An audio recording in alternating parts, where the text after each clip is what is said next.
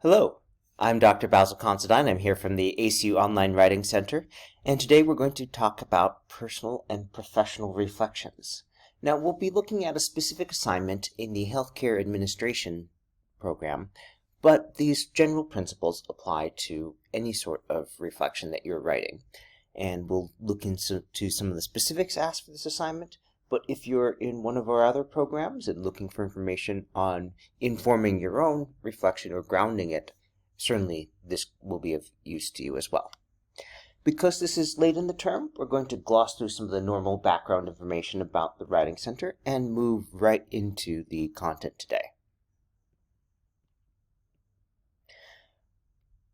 If you have to leave partway through this, or if you are browsing for other things that you might find, be aware that on our webinar archive page, our webinar page starts with the calendar of webinars for the current term. It ends with an alphabetical listing of all the webinars we've offered in previous terms, and in the middle there is this tabbed guide. So this is a sorted course guide that lets you look by program. So for example, for healthcare administration courses, just click on the HCAD tab and that will show you all of the course numbers and associated webinars tagged, for the most part, with a listing of any specific assignments that are involved with that. So for example, this webinar will be added to the archive and it happens to tie in with the HCAD 201, so just look under HCAD 201 and you'll see it sorted with, yes, week such and such assignment. You'll see me using the APA course paper template that you can download from the link at the top. You can also grab that from our website. And our order today, we're going to talk about reflection strategies. We're going to look at the specific assignment for HCAD 201's Week 7, and we're going to finish with a discussion about outlining and drafting, of translating from the instructions into a guide for what you will write. So let's talk about reflection. A good place to start is, why are you writing the reflection? And a reflection is usually used to translate between the different stages of building ideas and experience. So you see on this flowchart that I've made, reflective observation sits in a place in between concrete experience, this is things you've actually done, versus abstract conceptualization, things you think about. Now it's opposite of active experimentation when you're trying things out. It's a way of preparing and of conceptualizing what you want and how you're going to move from your observations, from the abstract reading to observation, to putting that into practice, to systematically testing things out. So if we start at the bottom part of the chart with your reading about something and you are conceptualizing this in the abstract because you're not actually doing it, then you think about your own experiences, you reflect on them, make observations about what you think would be helpful, and then you try that out. That's the concrete experience. And then when you say, okay, so let's check and make sure this works other places, or this works for me in other contexts and things like that, that's when you move from the concrete experience into active experimentation. And from that, you write about it and can start a new cycle of abstract conceptualization. And sometimes you go back and forth between different steps rather than proceeding all the way around. Now, this is not just a thought exercise or just a fun way of understanding. It's also something that is actually a huge part of pedagogy, and specifically in the experiential learning cycle developed by Kolb, where our learning process is understood as being grounded in the experiences we have and engage in. It is a key part, and it helps you show for yourself what you've learned from an experience. So this is when you move from the observation to the experience, and then you come back to reflect on and say, okay, here's what worked, here's what didn't, or here's what I would do differently. And to relate experiences to the literature and recommended practice, so that's proceeding back towards the abstract conceptualization part of the chart. So it's taking what you've read and reflecting on how that does or doesn't connect to things in your own life and experience, and to reimagine findings and experiences towards the future, which could be heading towards active experimentation. It could be trying different concrete experience, and it could even be looking at different ways to imagine what you've gotten and going towards the abstract conceptualization part. So this is a fluid thing. You can move counterclockwise, you can move clockwise, and return to points as your experiences merit. Understood another way, reflection allows students to make sense of material or experience in relation to oneself, others, and the conditions that shaped the material experience, and to reimagine material or experience for future personal or social benefit. This is coming from Ryan's 2013 article, The Pedagogical Balancing Act, Teaching Reflection in Higher Education, which is an excellent resource to review, by the way. Some strategies for reflection. Describe the event or artifact being reflected on. We'll talk about that more when we're looking at the assignment description.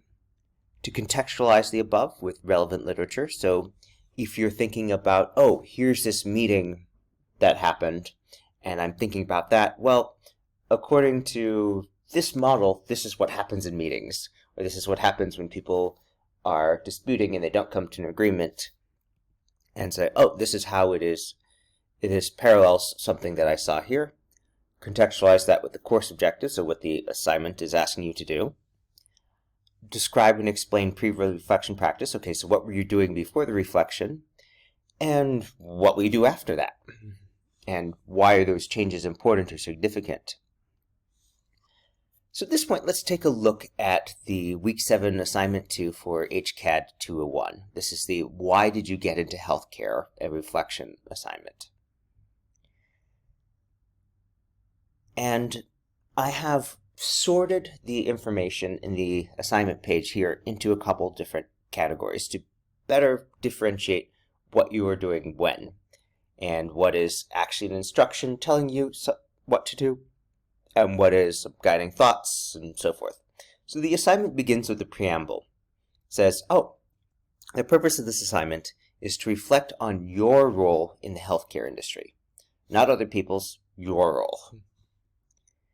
And the instructions here, we see, okay, think all the way back to the Week 1 discussion in the course, when you watched a selection of videos and explained why you decided to get into healthcare. And think about what you've learned during this course, and if there's something that really stood out, that's meaningful to you, that was impactful to you, that you strongly disagreed with or agreed with. And you have the option of making this thing that you are picking a specific reading or video from the course, or just a topic that stood out to you. But it should be relevant to your career or personal experiences, to something you've done or are doing or want to do. And now we have the main instructions. Write a 500 to 750 word essay, so that's 2 to 3 pages of content, not counting the cover page or references. So 2 to 3 page essay reflecting on the above and analyzing how it relates to what you discussed back in Week 1. So you're definitely going to want to look at your Week 1 discussion post and see what you wrote there. You should be following APA format. You need to be citing at least 2 references, and there are some questions to use as a guide. Now, in many of the assignments, you'll see instructions that are phrased as suggestions, like use this as a guide, or consider using these headings. Whenever you see something like that, I recommend doing that. Think of it as a polite Midwestern way of saying, oh, yeah, I think you should do this, which it should be interpreted through that cultural lenses. You should really do this. So, got a couple questions to answer. Has what you learned affected what you wrote in your initial post? So this sets up that you should be briefly summarizing what you wrote about in the post, and then reflecting on how that has or hasn't changed in the course of this class. Was there a specific idea or theme that resonated with you? I hope so. Explain in detail. And has anything you've learned changed the way you think about healthcare in the United States? Why or why not? And this is something where there's no right or wrong answer to the specifics. Maybe you came in and you already knew the reasons why you were taking the course, and it has cemented that. It made it, those feelings or rationale stronger. It could be that your thoughts have changed. That's neither is incorrect, but just explain why or why not things have changed. And if we look at the criteria here, the points give us an idea for where to spend your time and spend your space, because this is, again, only 2 to 3 pages. And if we look at this, of the 125 points, 25 points, so that's 20% of the grade. 20% of the grade is, did you write it up in the right length? Is it formatted correctly? Does it have your citations and reference? That's 20% of the grade. Now, of the remaining points, so we're just going to set aside that 20%. Of the remaining points, 40% is, did you reflect on that discussion post and reflect thoroughly on it? And then 30% of, again, that remaining 80%, is, did you discuss those themes and material, and do you talk another 30% about how you discuss your thoughts about healthcare in the United States and how that's evolved.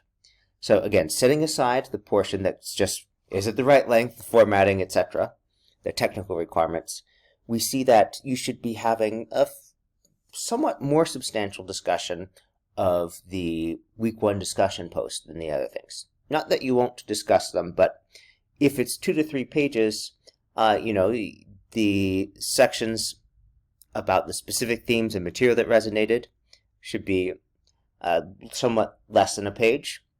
And same thing with the section of thinking about how healthcare in the United States has evolved.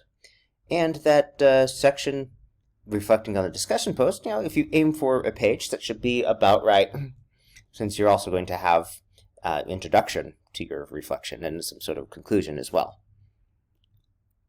All right, so this next portion, and it's good to revisit the discussion question and your answer. So this is a discussion that started it all, that you're asked to reflect on. And it's asking, well, why did you get into healthcare? And it asks you to relate your experiences to the videos, to list the unique experiences that led you to this industry, and anything else that's important. So you want to look at the artifact of your previous response, because you're going to be summarizing and analyzing that. And if sort of reflected, perhaps talking about how things have changed or not changed. Now, in terms of citing your discussion post, with any source in APA style, you start with the question, is it something that the general public can get to or that can buy their access to? And if so, then you're going to have an author date citation and a references entry. If it's not something that the general public can get, and the general public can't get into your course website, then you refer to it in text, but you don't have a parenthetical citation or a reference entry for it. Instead, you would refer to it in a fashion similar to this one. In my week 1 discussion post about why I work in healthcare, I blah, blah, blah, blah, blah. And then afterwards, you can refer to it in shorthand, like, in this post, I stated, and then quote from that. Now, for what we do next, you'll want to have a copy of the APA course paper template, and I have a handy-dandy shortcut for downloading that. So I recommend grabbing that now before we continue. Now I have here a blank copy of the template, so make sure to fill in the title, your name, all that other detail. And the title again here. I'm just going to delete this placeholder text.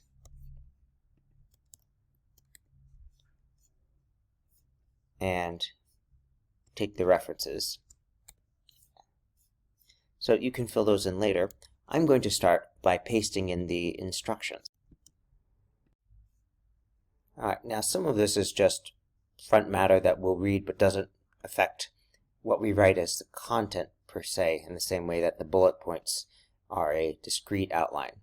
So you can go ahead and start simplifying this by saying, okay, yeah, we know it's going to be an APA format, but I'm just going to cross it out because it's just a brief reminder I need, and I'm going to mostly be focusing on this and using this as a reminder of some of the things I can write about.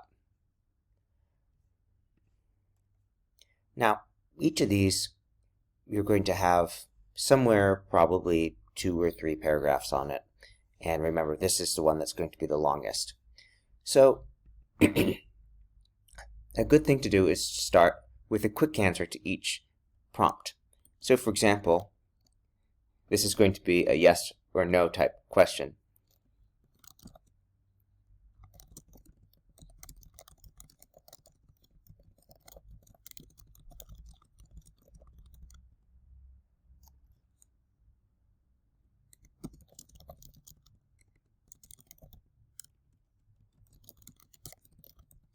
And don't just say, yes, it affected me. Well, give some examples of how that has.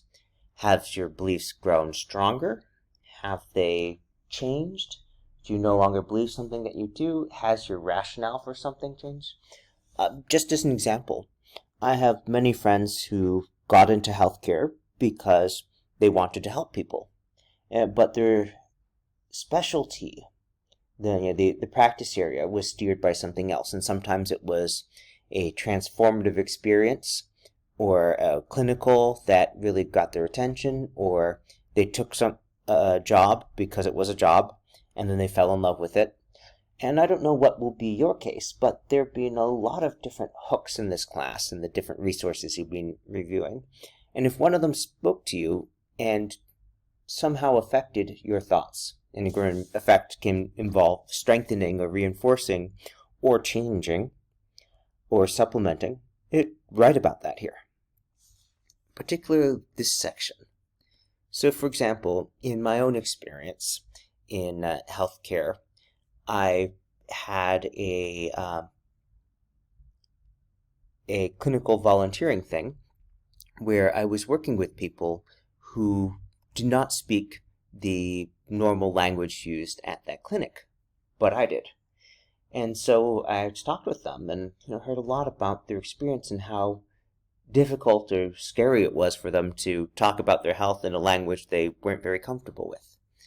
And that's something where when I came back and started doing my reading about healthcare barriers and how simple things, even when there's an interpreter who can be called on the phone, how this just presents a access barrier. And that idea of breaking down access barriers and showing radical hospitality, being upfront, oh, we welcome this, we have this ready for you, etc., can really make a big difference in how people experience healthcare. And so that was an example of a specific idea that resonated with me. I had the experience already to make me think, oh, this is really important. But the more I learned about it, it's like, oh yeah, this is the kind of thing that I want to work on in my own practice. Which it's not that I didn't care about it before, because I did, but that through the readings, that changed the way that I saw it from, oh yes, this is something that happens, to, this is something I personally and professionally want to do something about. And that, if something in that vein happened with you, when it's asking for a specific idea or theme that resonated with you, name what that was. If it's something that was inspired by a specific video or a specific article, name that, give us the author, date, citation, and then explain why or how. Now, there may be some overlap with this, but a good way of differentiating what happens in this second section versus the third is the second is the small picture. Small picture meaning focused on you and your experience. And then this one is asking about the big picture. Has anything you've learned changed the way you think about healthcare in the United States? Why or why not? Just to give you an example, in my own thing, I can say, all right, well, here's what I can do for me, but here's what I think is a problem with the system or something that can be improved in the system. Asking all physicians to study multiple languages, I'm not saying it would be bad, but I don't think it's very practical. If you're doing medical school or nursing school or PA school, there's a lot that you have to learn and a lot you need to do. And, adding to that workload with extra language study, it's certainly going to take more time and more money. You can't just cram more things and expect nothing else to have to change. So if you are looking at it and saying, okay, here's what I would like to be different, or here's something I understand differently, tell us about that.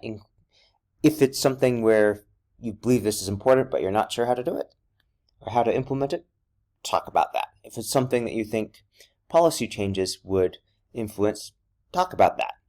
I had a nursing student who once wrote about how she wanted to change the financing for nursing studies in the United States.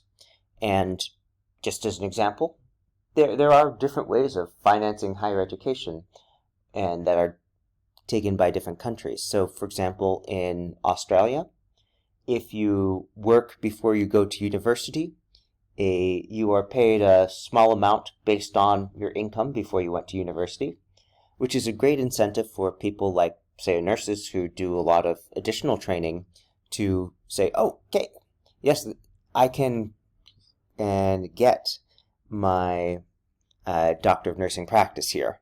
Or, oh, yes, I'm rising through the ranks as the administrator. This is something where it supports my taking time off to get my MPH or get my MBA or my Master's in Healthcare Administration, as the case may be.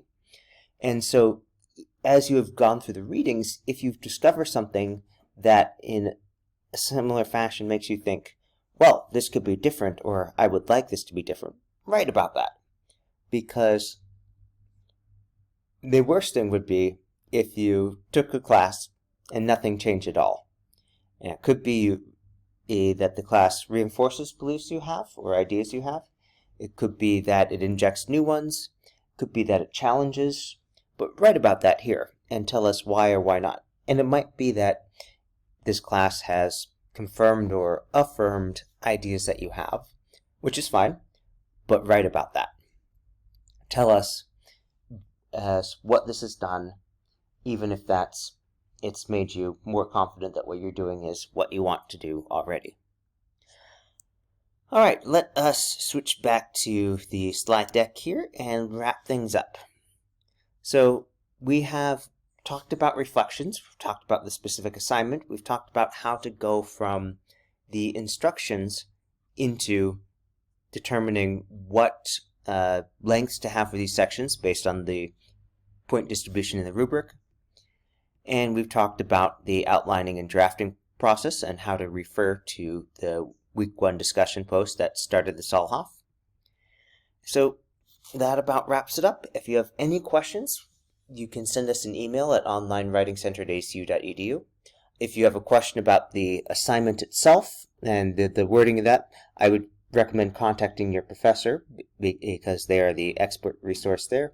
But if it's about writing a reflection, certainly send us an email or schedule an appointment. And you can find more videos, including on writing different types of reflection papers, on the Online Writing Center website. Thank you. Have a good night.